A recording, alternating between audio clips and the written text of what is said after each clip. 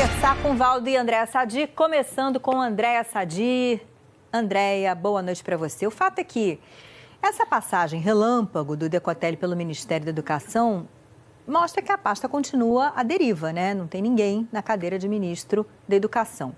Encontrar um comandante para o MEC, né, que não tenha o nome envolvido em polêmica até agora, está se mostrando um tremendo desafio para o governo.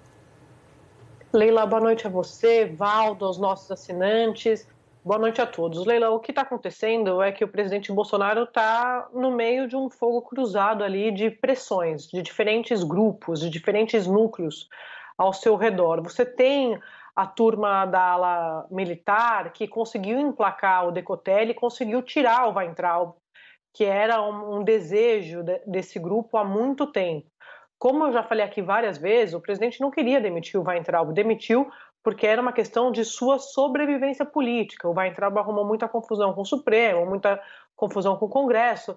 Em meio aos inquéritos que estão em andamento no Supremo, o presidente Bolsonaro foi aconselhado a tirar do governo aquele que era um dos principais empecilhos para a tal harmonia do Executivo com o Supremo Tribunal Federal e com o Congresso, porque o Weintraub, como a gente lembra, chegou a falar em prender os ministros do Supremo naquela reunião ministerial do dia 22 de abril. Pois bem, o que está acontecendo agora, Leila? Eu conversei com diversas fontes hoje, ao longo do dia, a respeito da escolha do futuro ministro da Educação.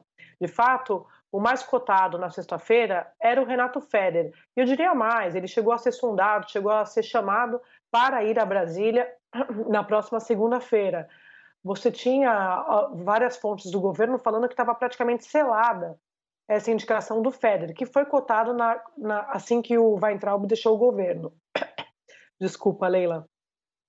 E aí, o Feder ele foi sendo fritado ali num primeiro momento, o Decotelli acabou ganhando páreo e, com isso, a ala militar conseguiu impor uma vitória ao núcleo ideológico, a qual pertence o Weintraub, por exemplo. Tem como seu principal influenciador o Olavo de Carvalho. Tudo para dizer que assim que o Decotelli saiu, em meio a essa polêmica envolvendo o currículo dele, no bastidor voltou a ser cotado e a ser forte o nome do Feder. Por quê? Porque o governo não tinha um plano B. Foi isso que eu ouvi de diferentes fontes. Então o Feder, que já tinha sido cotado, voltou automaticamente a ser a opção do governo. Porém, Leila, quando o Decotelli sai e ele era um nome da ala militar, essa turma ideológica chegou perto do presidente e falou: olha o que aconteceu quando essa turma indicou um nome para o Ministério da Educação. O Feder, e aí eles começaram a levantar vários itens que para eles não seriam bons para um currículo de um ministro da Educação. Por exemplo, o Feder teria ligações com o governador de São Paulo do PSDB, João Dória, que, como a gente sabe, é inimigo do presidente Bolsonaro. Na verdade, ele é um adversário político, mas o Palácio trata o João Dória como um inimigo.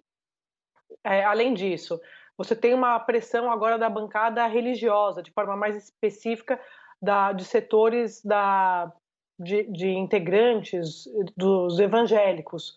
Por quê? Porque eles acham que o Feder ele é muito liberal, por conta de um livro que ele escreveu quando ele tinha ali cerca de 25 anos, mas estava defendendo o Estado mínimo, mas para essa turma o Feder ele não é conservador o suficiente para assumir o Ministério da Educação.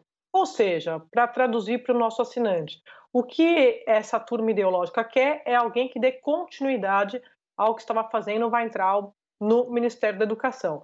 E o Feder agora tenta reverter isso de alguma forma, Leila. Vamos ver como ele vai se posicionar para ver se dá tempo de reverter isso, porque enquanto ele sofre essa fritura, essa pressão, você tem outros nomes circulando, já outras ideias de candidatos para o presidente avaliar para a vaga do Ministério da Educação.